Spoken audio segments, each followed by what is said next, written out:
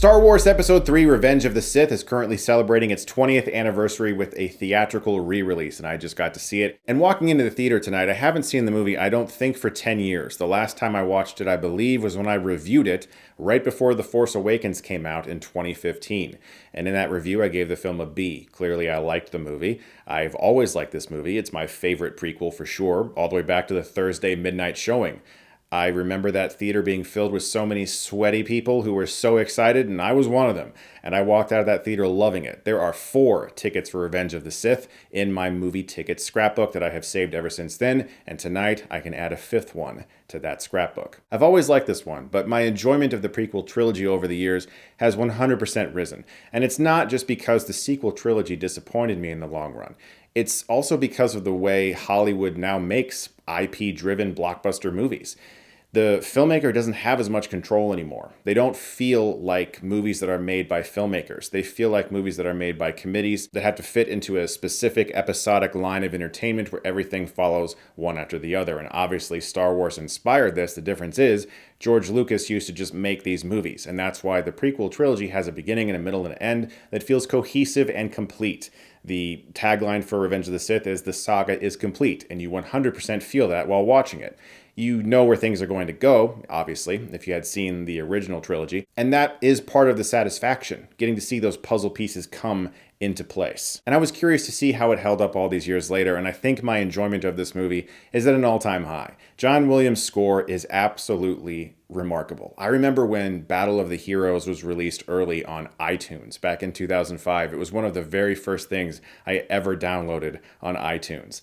And I listened to that song so much before seeing the movie. Duel of the Fates and Battle of the Heroes are probably my 2 favorite things John Williams did for the prequel trilogy. And of course, that dude is firing on all cylinders as usual. His music for this movie in particular, it's just euphoric. Let's talk about Hayden Christensen. He got a lot of hate back in the day, and I certainly contributed to that. And honestly, part of me feels kind of guilty about that because he's just an actor, and actors have incredibly hard times making movies. They deal with some of the most pressure. Filmmakers can sometimes disappear a little bit, and sometimes the actors are the people that are getting the most attention because, of course, you're looking at them the whole time. And Hayden Christensen, over the years, I've really started to appreciate his portrayal of Anakin, especially like what he did in Ahsoka. Hayden Christensen worked for me here. I've really become accustomed to that guy. I'm really happy that he has been given such a warm reception because I'm very aware of how difficult it can be for an actor to be front and center in something like this. And most people are looking at the actors. They're not necessarily always thinking about the filmmakers. They can really put a lot of blame on actors for movies when sometimes decisions aren't up to them. In fact, most of the time, decisions aren't up to them. And I just love seeing people get so excited about him at Star Wars Celebration and really shower him with a lot of love and praise because people like that who have gone through it, Ahmed Best as Jar Jar, they need that. They need to understand that they are loved and appreciated as people, but as artists too, because artists, especially actors, are some of the most self-conscious people on the planet. We beat ourselves up. We don't need other people to do it for us. We constantly have imposter syndrome, and I imagine somebody who is front and center as Anakin Skywalker dealt with that considerably. And I just love that people are embracing him the way they are nowadays. And as I get older, the more I've realized that entire generations can adopt a movie and change the perception of it. My generation changed the perception of The Sandlot. That movie did not get great reviews. It did not make a lot of money at the box office, but it is now viewed as a classic because my generation watched that movie a whole lot on VHS, rented it from the library and Blockbuster a ton of times, and now people talk about that movie still. And the generation that saw the prequels at the right age, and I kind of was actually at the right age. Phantom Menace came out when I was 11.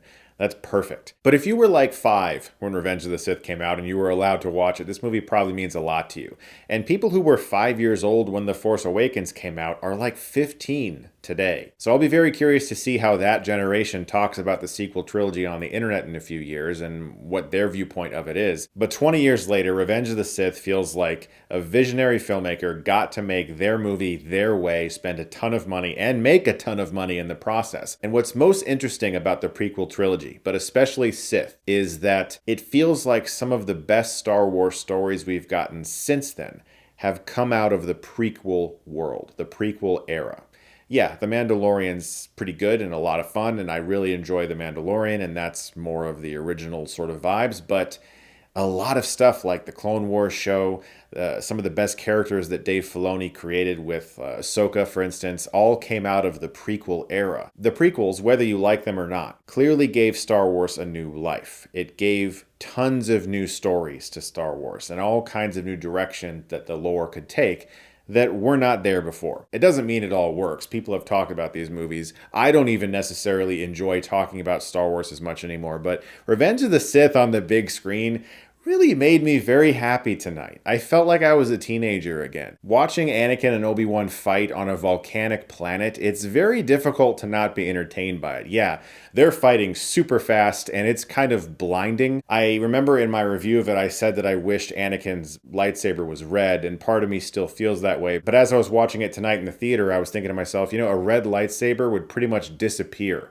on this orange planet. It would be very difficult to even pinpoint it visually. So how does this movie hold up all these years later? That's the point of this video, right? 20 years later, does Revenge of the Sith hold up? Yes. In fact, I think it's even better than it was, primarily because of the things I talked about. This is a filmmaker who's getting to make their movie. It doesn't feel like a studio-controlled film. It doesn't feel like 20th Century Fox just fucked this movie up. If there are any faults in the film, it's because a filmmaker was making their art, and art is inherently imperfect. It doesn't feel like a bunch of overpaid studio execs were making decisions at the expense of audience enjoyment. So yeah, it's still definitely the best prequel. It's the best paced one. It has the most drama. It has the most intense action. It has the most action, period. But it's clearly the story that George Lucas wanted to tell. You can really feel that as you watch the film because he's most interested in the intricacies of his characters here. And it has probably the best scene in the entire prequel trilogy.